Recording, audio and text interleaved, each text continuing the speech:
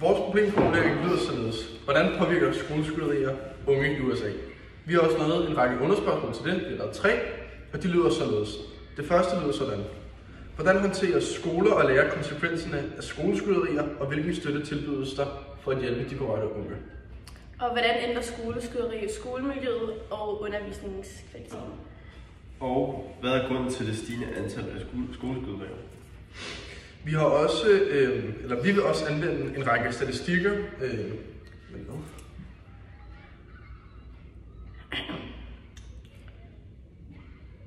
Ja, vi vil gerne kigge på nogle statistikker, som har i hvert fald inden for samfundsfag at gøre.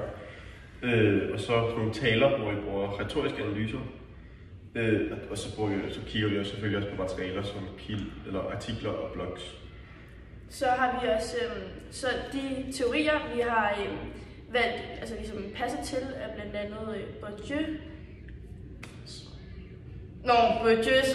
habitus, kulturel kapital, økonomisk kapital, social kapital og fedt.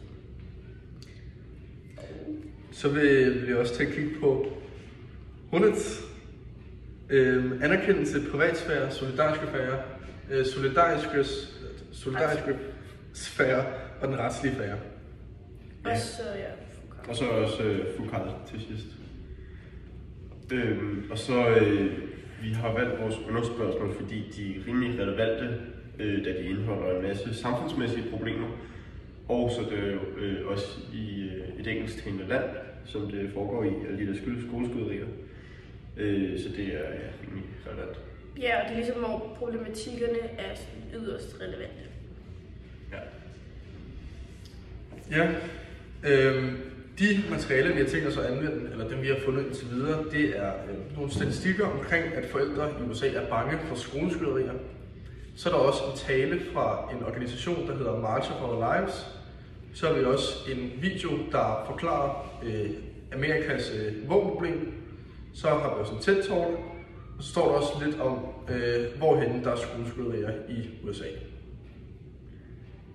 Yes. Super.